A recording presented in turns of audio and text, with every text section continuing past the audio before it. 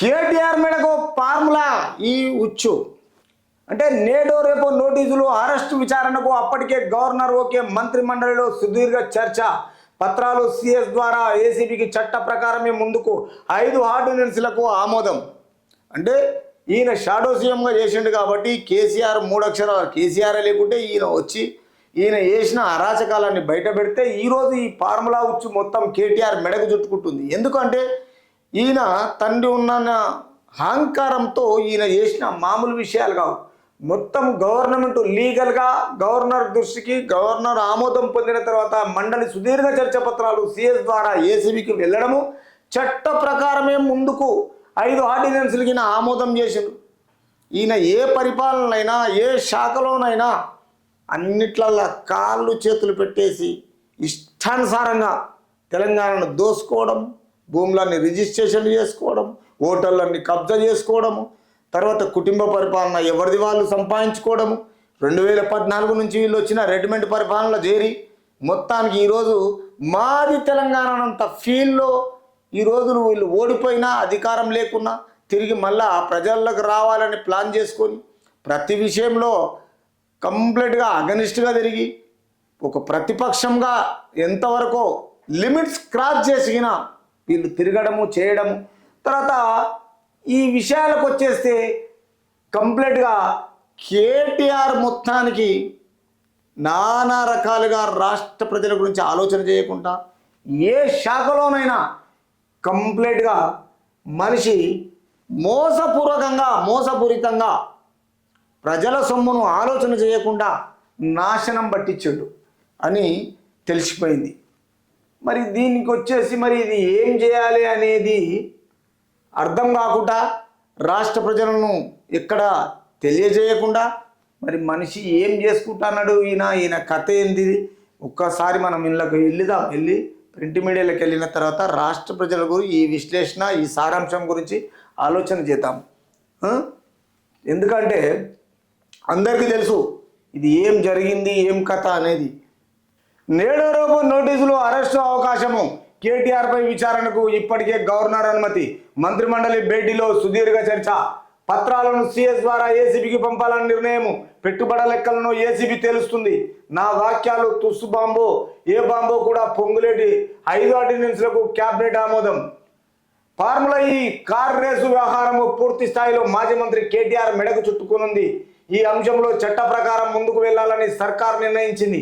ఈ కేసులో కేటీఆర్ను విచారించేందుకు ఇప్పటికే గవర్నర్ అనుమతి ఇచ్చిన ఈ విషయం తెలిసిందే. ఇప్పుడు ఈ వ్యవహారాన్ని ఏసీబీకి అప్పగించారు. నేడో రేపో కేటీఆర్కు ఏసీబీ నోటీసులు జారీ చేయనుంది. ఈ మేరకు క్యాబినెట్లో సుదీర్ఘంగా చర్చ జరిగింది. సోమవారం అసెంబ్లీ వాయిదా పడిన తర్వాత మధ్యాహ్నం 4:10 నుంచి 8 గంటల వరకు ముఖ్యమంత్రి రేవంత్ రెడ్డి అధ్యక్షతన మంత్రివర్గం సమావేశమైంది. ఈ సందర్భంగా ఫార్ములా ఈ కార్ రేస్ కేసులో కేటీఆర్ను విచారించేందుకు గవర్నర్ అనుమతి ఇచ్చిన విషయాన్ని సీఎం రేవంత్ రెడ్డికి మంత్రివర్గ సహచరులకు వివరించారు. ఇందులో జరిగిన అవినీతిపై ఏసీబీ ఇప్పటికే కేసు నమోదు చేసిన విషయాన్ని మంత్రులకు తెలిపారు. అనంతరం ఈ అంశంపై మంత్రుల అభిప్రాయాన్ని సీఎం తెలుసుకున్నారు. చట్ట ప్రకారమే ముందుకు వెళ్లాలని మంత్రులంతా తమ అభిప్రాయాన్ని స్పష్టం చేశారు. కేటీఆర్పై విచారణకు సంబంధించి ఇప్పుడే నిర్ణయం తీసుకుంటే బాగుంటుందని, ఈ విషయంలో జాప్యం జరిగితే ఉపయోగం ఉండదని మెజారిటీ మంత్రులు తమ అభిప్రాయాన్ని వ్యక్తం చేసినట్టు తెలిసింది. దాంతో ఫార్ములా ఈ కార్ రేసుకు సంబంధించిన కేటీఆర్పై కేసుకు నమోదు అనుమతిస్తూ గవర్నర్ పంపిన పత్రాలను సోమవారం రాత్రి ప్రభుత్వ ప్రధాన కార్యదర్శికి పంపాలని నిర్ణయించారు. అనంతరం అక్కడి నుంచి ఏసీబీకి పంపనున్నారు. ఆ తర్వాత చట్ట ప్రకారం ఏసీబీ దర్యాప్తు కొనసాగుతుందని మంత్రులకు సీఎం వివరించినట్లు సమాచారం. కాగా ఏసీబీ దర్యాప్తులో భాగంగా తొలుత 1-2 రోజుల్లో కేటీఆర్కు నోటీసులు ఇవ్వనున్నారు. ఆ తర్వాత ఆయనను అరెస్టు చేసే అవకాశం ఉందని ప్రభుత్వ వర్గాలు వెల్లడించాయి. ఈ కార్ రేసు పేరిట 2-3 విడతలుగా దేశం నుంచి విదేశాలకు పెద్ద మొత్తంలో డబ్బులు వెళ్ళాయని, అక్కడి నుంచి తిరిగి ఎక్కడికి వెళ్ళాయో ఏసీబీ విచారణలో తేలుతుందని మంత్రిమండలి అభిప్రాయపడింది. అలా విదేశాలకు వెళ్ళిన డబ్బులకు సంబంధించి ఆర్బీఐ అనుమతి ఉందా లేదా అనే అంశం కూడా విచారణలో తేలుతుందని క్యాబినెట్లో చర్చ జరిగింది. సో గత ప్రభుత్వం టీఆర్ఎస్ నుంచి బీఆర్ఎస్ ప్రభుత్వంలో 10 సంవత్సరాలు రాజకీయ పరంగా కేటీఆర్ కొనసాగిండు కాబట్టి షాడో సీఎంగా ఈరోజు ఆయన విషయంలో గవర్నరు కీలకమైన ఏసీబీ వాళ్లకు కేసును హ్యాండ్ ఓవర్ చేసి అనుమతిని ఇవ్వడము, తర్వాత ఇక్కడ రాష్ట్రంలో మొత్తానికి మంత్రి కేటీఆర్ మెడకు చుట్టుకోనుంది. ఈ అంశంలో చట్ట ప్రకారం ముందుకు వెళ్ళాలని, తర్వాత ఇప్పటికే గవర్నర్ అనుమతి ఇచ్చిందని మొత్తానికి ఈయన విషయంలో కేటీఆర్కి ఏసీబీ నోటీసులు జారీ చేసింది. ఈ మేరకు క్యాబినెట్లో సుదీర్ఘంగా చర్చ జరిగింది. సోమవారం అని 4 గంటల 10 నిమిషాల నుంచి 8 గంటల వరకు ముఖ్యమంత్రి రేవంత్ రెడ్డి అధ్యక్షతన. తర్వాత ఈ విషయంలో మంత్రివర్గ సహచరులకు ఈ విషయాన్ని మంత్రులకు తెలిపారు. అనంతరం మంత్రులంతా తమ అభిప్రాయాన్ని ఇప్పుడే నిర్ణయం తీసుకొని ఈయన ఏ రోజైనా ఈయన పరిపాలన అవినీతి జరిగిందని, మరి ఇక్కడ పైసలు తెలంగాణ రాష్ట్ర ప్రజల సొమ్ము బయటికి వెళ్ళాలంటే డబ్బుల విషయంలో ఆర్బీఐ ఇన్స్ట్రక్షన్స్ ఉండాలి, గవర్నమెంట్కు క్లారిటీగా ఒక అకౌంటు క్లియర్గా ఉండాలి. ఏ ఒక్క ఇంత ఫ్రాడ్ అయిపోయినా ఈ అవినీతి జరిగిన గవర్నర్ అనుమతితో ఏసీబీ వాళ్లకు నోటీసులు జారీ చేసిండ్రు. రేపో మాపో విచారణ అవుతుంది. ఈ విచారణ అయిన తర్వాత ఇందులో తేలిన తర్వాత కేటీఆర్ను అరెస్ట్ చేయవచ్చని తెలంగాణ రాష్ట్ర ప్రజలు క్లియర్గా అధికార పార్టీ చెప్తుంది.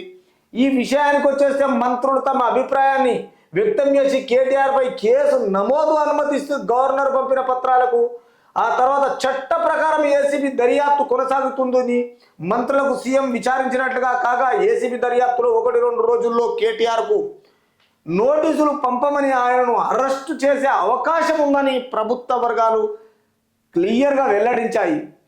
అక్కడి నుండి తిరిగి ఎక్కడికి అభిప్రాయపడింది, అలా విదేశాలకు వెళ్ళిన ఈ డబ్బు గురించి ఆర్బీఐ ఇన్స్ట్రక్షన్స్ లేకపోతే ఇది చట్ట ప్రకారము తప్పు జరిగినట్లే అని కొనసాగుతుంది. ఈ విషయానికి వచ్చేస్తే కేటీఆర్పై విచారణకు ఇప్పటికే గవర్నర్ అనుమతి అయిపోయింది. 6వ బిల్లు మినహా బీఆర్ఎస్ ప్రభుత్వ హయాంలో జరిగిన ఈ విద్యుత్ కొనుగోలుపై జస్టిస్ లోకూర్ కమిషన్ ఇచ్చిన విధేయకపై మంత్రిమండలి సుదీర్ఘంగా వినిపించింది. తర్వాత దీనిపై కూడా మంత్రుల అభిప్రాయాన్ని సీఎం తెలుపనున్నారు.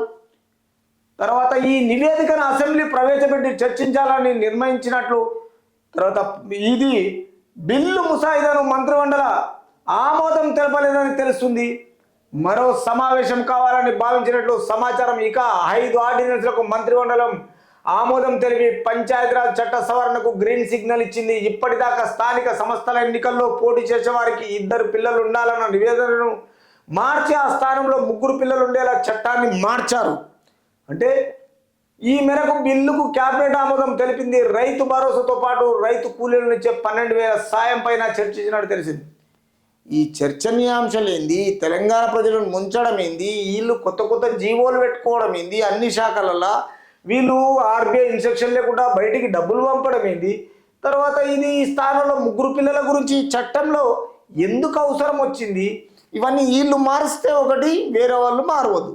ఈరోజు అంటున్నారు కదా తెలంగాణ తల్లి గురించి కాంగ్రెస్ ఇట్లా మార్చింది అని. మరి మీరు మార్చినాయి ఎన్ని స్టాచ్యులు మార్చిండ్రు, ఎంతమంది అట్లాంటి స్టాచ్యులు పాడు చేసిండ్రు, మొత్తాన్ని కూలగొట్టిండ్రు, మార్కు పెట్టిండ్రు, డబ్బులు తీసుకున్నారు. చట్టసభల్లో పెట్టకుండా ప్రజలకు తెలియకుండా మీ సొంత నిర్ణయంతో తెలంగాణ రాష్ట్రాన్ని ఏం చేసిండ్రు ఒకసారి అర్థం చేసుకోండి. ఎక్కడికి వెళ్ళొచ్చు మీరు, ఎవ్వరు అసలు మిమ్మల్ని ఎవడు గుర్తుపడతాడు, మీది ఏ రాష్ట్రం అసలు, ఎక్కడ ఎప్పుడు సెటిల్ అయిపోయినారు, ఎక్కడొచ్చి ఇవన్నీ సంపాదించుకుంటూ రాష్ట్ర ప్రజల సొమ్మును క్లియర్గా ఇవన్నీ అడుగుతూ ఉన్నారు మిమ్మల్ని. అయినా మీరేంది కొంచెం రెడీమేడ్ పరిపాలన దొరికింది కాబట్టి బాగా అవినీతికి పాల్పడి ఆగం పట్టించిన ఘనత మీది. అన్నీ క్లియర్గా తెలిసిపోతుంది. 50 కోట్ల 700 కోట్ల అనేది ఏసీబీ తెలుస్తుంది. మంత్రి పొంగులేడు అంటే ఇంకా పైకి తప్పు చేసినా ఇవన్నీ బయట పడకుండా పైకి మాత్రము మితిమీరి మాట్లాడడము, అధికారంలో ఉన్నట్టు మాట్లాడడము, అధికారం పోయినాక ఇవన్నీ ఉచ్చు బిగించినా కానీ ప్రజల్లోకి వెళ్తే మళ్ళా మాకు ప్రజల్లో కొంచెం రెస్పెక్ట్ ఉండాలి.